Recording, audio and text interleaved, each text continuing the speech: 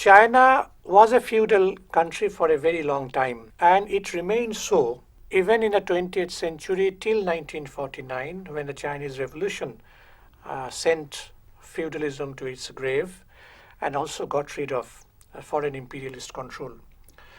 Now, Chinese industry basically was handicraft industry based on small-scale industry, and there was the appearance also of manufacturing in some sectors, but there was no development of large-scale industry in the modern sense of the term in China during the period we are dealing with. And when we go on to deal with the development of industrial capitalism in China, we will have to keep three important features in our mind. The first feature is that unlike the Western world or unlike Britain, industrial capitalism in China developed not in an independent country. In Britain, it developed in an independent country. Britain was never colonized by any foreign power. But China was on the process of a transition after the Opium War, after the signing of the Treaty of Nanking in 1842, and when feudal China was being transformed into a semi-feudal and semi-colonial one.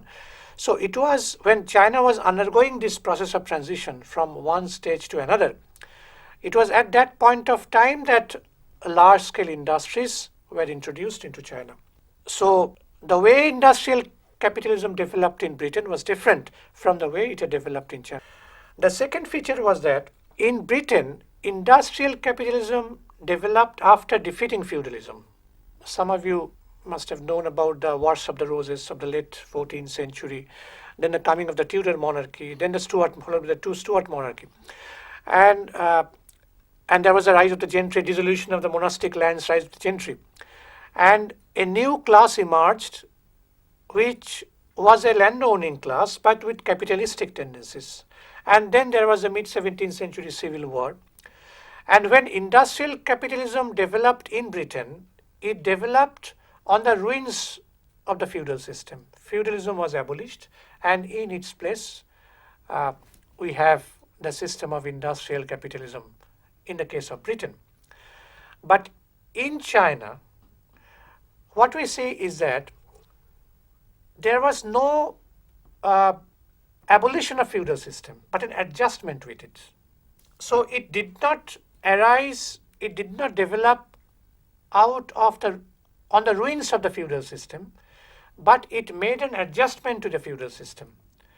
And the bourgeoisie, which played a role in the development of industrial capitalism, was called the comprador bourgeoisie, which acted as agents of Western capitalist bourgeoisie. That is the second feature. And the third important feature was that in the case of Britain, industrial capitalism developed as a result of the evolution of the indigenous society. It was an indigenous product with hardly any interference from outside. But in the case of China, it was a transplantation from the Western countries. There was no bursting of bond by the peasants. There were hardly any technological development, which one can find in Britain. And the industrial capitalism that developed in China was an importation from outside. It was industrial capitalism which developed in a different historical context and which was superimposed on the Chinese soil. Here, the cases are more or less similar with what one can find in our country, that is in India. Now, the emergence of China's modern industry began in the second half of the 19th century. A large number of foreign powers were very busy setting up modern industries after extracting one humiliating treaty after another from the Chinese government. And the Chinese government succumbed to all the Western pressure during this period, that is second half of the 19th century. One treaty followed by another, then by another, and so on and so forth. And in fact, from the 1940s, Britain started setting up modern industries in Hong Kong. British firms like Jardine, Matheson and Company enjoyed a monopoly over the opium trade. There were Indian collaborators, Indian businessmen, business houses like the Tatas, Birlas, and others. They were very much tied up with British capital at that point of time, and they were instrumental in exporting Indian opium to the Chinese market. And at that point of time, British, American, French, and German capitalists, they began shipyards, steamship companies, filiatures, brick, tea factories, printing presses in different parts, particularly in Shanghai, in Canton, and in Amoy. Now, these industries were set up not with an eye to the economic development of China, but for the export of commodities. All were export oriented. There was a clearly export orientation. There was also the plunder of raw materials and cultural aggression into China. After that, we have investments in coal and iron industries, all in the second half of the 19th century. Not only foreign merchants, but Chinese compradors, Chinese scholar gentry officials, landowners, they also made investments as collaborators in those industrial ventures. Now, all these were heavy industries, not light industries, not small-scale industries, but heavy industries. Now, that constituted the first phase of industrialization. The second phase started from 1894-95, that is after the Sino-Japanese War and the signing of the Treaty of Shimonoseki in 1895, which was another humiliating treaty. China had to sign this time with Japan after she suffered a defeat in the hands of Japan. And then foreign investments were there in the railways, in the mines. In the railways, there were different lines: Yunnan, Vietnam, Chinese Eastern, Peking, Hankow, Shanghai, Nanking. So these were new railway lines set up, of course, by the Western power or the other. And the Chinese merchants, the Chinese comprador merchants, were very much involved in all these undertakings. They acted as agents. And in this way, they accumulated a huge amount of money. Now, the word comprador is Portuguese. Literally, it means buyer or purchaser. Mao Zedong pointed out in his essay Analysis of the Classes in Chinese Society that a comprador in the original sense of the word was a Chinese manager or the senior Chinese employee in a foreign establishment. And in fact, a comprador was a bourgeois who had his interests tied up with foreign bourgeoisie. And he also acted as brokers, as middlemen, and served the interests of the foreigners. These compradors became very important in the economic history of China, and it controlled the economic lifelines of the nation. In China, the comprador merchants first appeared in the early 19th century in the port city of Canton. Canton was the only port which was legally opened to foreign powers at that time, though illegally there was some other ports also, Amoy, Lintin Island, Macau, etc. But Canton was a major port city, which was only city legally open to the foreign powers. And it was in the city of Canton that foreign powers were allowed to establish their business houses. And there were the Hong merchants which were controlled by the emperor, and they had their farms, Kuhong, known as the Kuhong. And when the foreigners came, it was the Kuhong merchants who had to deal with their affairs, and some area was designated for some power, other area within the city of port city of Canton, and other areas. Another area was meant for another European power to do business. So in this way, and China's early industrialization was undertaken mainly by these comprador merchants, of course, in alliance with the bourgeoisie, with the foreign bourgeoisie. And there were also the traditional scholar gentry, including high officials and merchants. One Chinese historian, Yan Ping Hao, he described the compradors as the bridge between the East and the West. They formed a link, liaison, between the two parties. Now, besides industries, foreign banks were set up. Foreign banks were set up in the treaty ports, and after the Treaty of Nanking, 4 new port cities were opened: Shanghai, Amoy, Fuzhou, and Ningpo. And they utilized the doctrine of extraterritoriality, that is, extraterritorial operation of foreign law on Chinese soil. And they set up foreign banks in those port cities. And the most important was the Hong Kong and Shanghai Banking Corporation, HSBC, known as the HSBC, which was set up in 1864 with a huge amount of capital, 20 million Hong Kong dollars. In fact, the control exercised by these banks, there were other banks also, Bank of China was another. Now, it was overwhelming. And in fact, they exercised much influence over the economy of China. Foreign economic aggression took many forms. First, there were direct foreign investments. The foreign imperialist powers, they controlled the whole of China's industry through the firms which they had opened in different parts of the country. And their factories were greater. They were greater in number than the factories owned by the Chinese. So that was one feature, direct investment.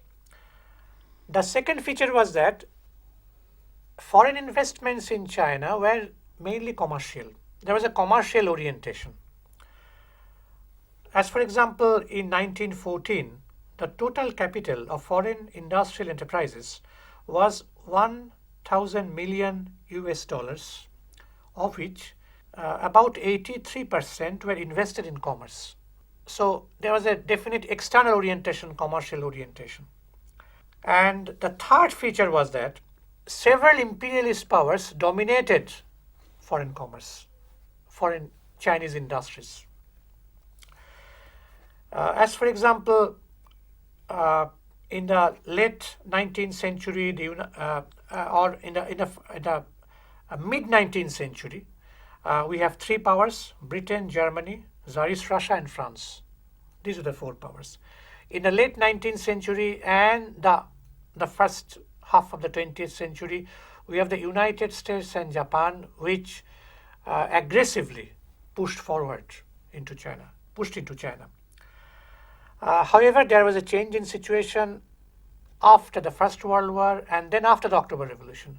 After the First World War, Germany was defeated, so Germany was out of the picture. And after the October Revolution, Tsarist Russia was defeated, so Tsarist Russia was out of the picture. So Russia, of course, it was a new Russia. So both these countries were out of the picture. So we have 4 countries at that time: Britain, USA, Japan, and France. Is there any difference between the capitalisms of India and China? No, there are similarities. Basically, there is much similarity. In both the cases, in both the countries, we have handicraft production and the handicraft industry as the basis, emergence of manufacturing in some sectors, but no large-scale production. Before the advent of colonial rule in the case of India, and before the advent of Western capitalist powers in the case of China. In both the cases, first of all, in both cases, industrial capitalism developed in a dependent country or semi-dependent country. In the case of China, it was semi-dependent, one can say. In the case of both the countries, China and India, there was an adjustment with feudalism. New feudal classes emerged in India. Feudal classes definitely were there. They were the ruling classes, the scholar gentry, officials. And the third feature was that industrial capitalism was not the product of the indigenous evolution of Indian or Chinese societies. And in both the cases, it was a transplantation from the West. So there are basic similarities here between the 2 countries. Now, the First World War opened up new possibilities for the industrial development of China. One obvious reason was that it was a war situation, and so foreign trade was totally disturbed. Britain was very busy in the European theatre of war, not only in the European theatre, but also in Asia also. Anyway, but trade was affected. And so the Chinese bourgeoisie, this time they were the national bourgeoisie, they got some sort of breathing space to develop new industries. And this was the second stage of China's industrialization, which embraced a period from 1914 to 1924. This period has been described by a scholar named Marie-Claire Bargier as the golden age of the Chinese bourgeoisie. In her opinion, this industrialization was imposed from above when the Manchu state played an important role in the last stage of its decay. In the earlier phase, the main needs of the state was the militarization and the development of heavy industries. That was also the period in the 19th century early stage. A number of peasant revolts, peasant rebellions had been taking place, and there was the need for strengthening the armies, armed forces, and that was another reason why so much emphasis was put on armaments, on weapons, arsenals, etc. Anyway, now, so there was, in the earlier phase, there was an emphasis on heavy industry, but in this phase, in a new phase, which started after the beginning of the First World War, we have the development of consumer goods industries, small-scale industries, light industries, etc. One can mention textiles, food, cigarette, sugar, hat, soap, glassware, napkin, carpet, sewing machine, wine, etc. So these were the new national industries, and side by side there was also development of national banks.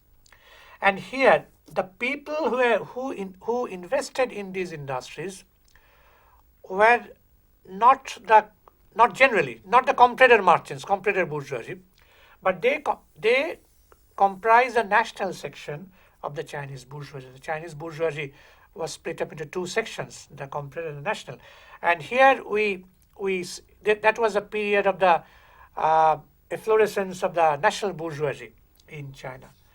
However, they could not develop much because soon after the end of the First World War, there was a reversal to the old situation. So foreign powers again came, new powers. Japan became very aggressive after that. The gradual penetration of foreign powers into China from the second half of the 19th century deeply disturbed the Chinese social structure, besides other things. Now, Chinese society traditionally was based on a four-class hierarchy.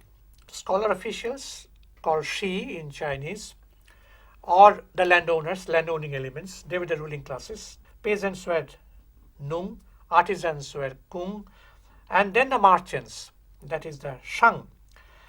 This was a Confucian concept. Now, this concept was thrown overboard as a result of the new development, and we have the emergence of new social classes, no doubt.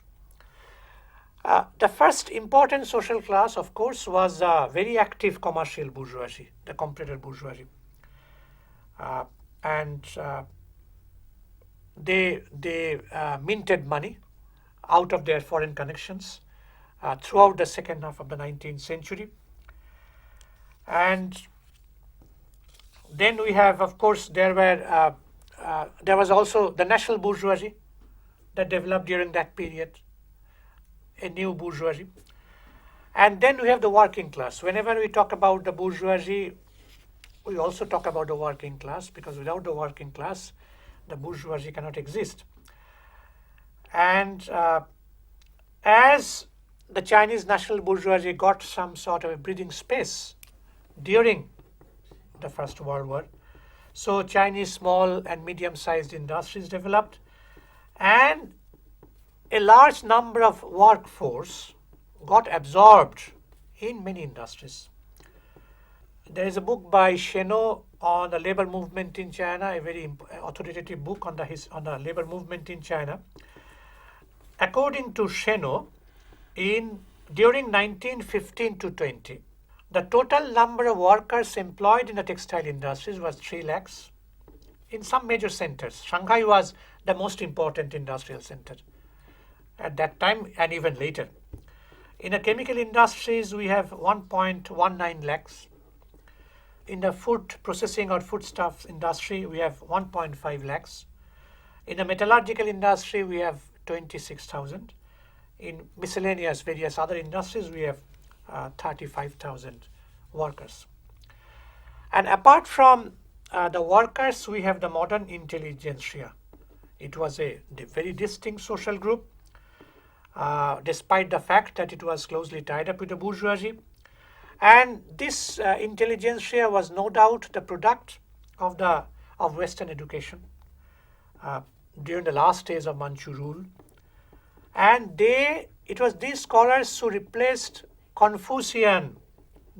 They brought about changes. In fact, there were late Qing reforms which brought about changes in educational system. A new educational system, Western type of system, replaced the old Confucian type of system. Universities were set up, technical colleges were set up, middle schools were set up. Many people were active, journalists were very active, and many of them teachers belonged to provincial associations, etc. And in fact, the young students studying in the schools, high schools, studying in the colleges, both men and women, and they played an active part in the May 4th movement of 1919. Now, apart from this, the capitalists, industrial workers, the intelligentsia, there were also petty traders, craft workers. They were also there. And they constituted a very large portion of the Chinese people, Chinese workforce. And then, of course, there were the peasantry. Peasantry was not a new social class, but they constituted the overwhelming majority. And they suffered all types of oppression by the feudal system, which was very strong, despite the fact that there were some industrial pockets in some sectors.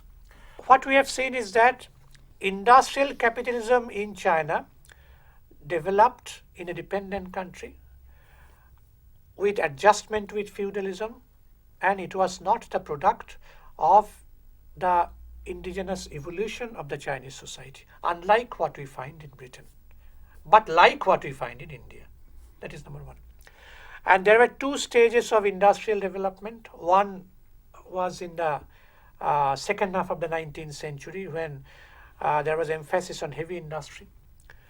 The comprador merchants were very much active. The comprador bourgeoisie was very much active, and they had their interests tied up with the foreign merchants.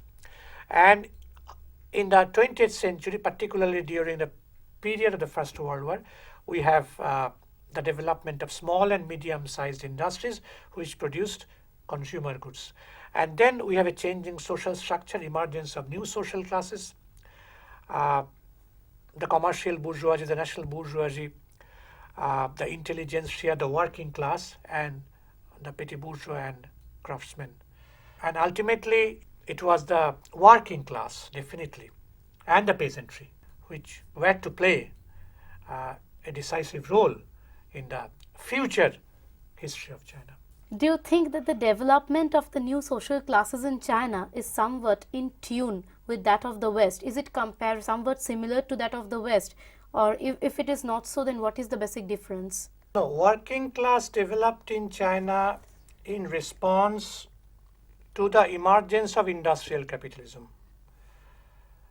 There was one similarity between the West and China, initial period. When industrial capitalism was initiated, came in Britain, particularly during the Chartist movement, artisans, handicraftsmen were thrown out of work. There was a loss of work. And they took to machine breaking, Luddism, which is called Luddism, destruction of machines. Machines were destroyed in the West because they were causes of unemployment. In the case of China also, there was destruction of machines. There was Luddism, Chinese Luddism in China, But machines were destroyed in China not primarily because these were causes of unemployment, but primarily because these were foreign. All these were foreign techniques. So they resisted. That is one that comes to my mind. The other thing is that China is a very big country. It's a feudal country, unlike Britain, which is a very small country. If we take the percentage of the working class population and compare it with the percentage of working class population in England, then Britain compares nowhere, in the sense that Chinese workers were smaller in number in comparison to the total number of population in China. In the case of Britain, it is a sizable number. So that could be a comparison.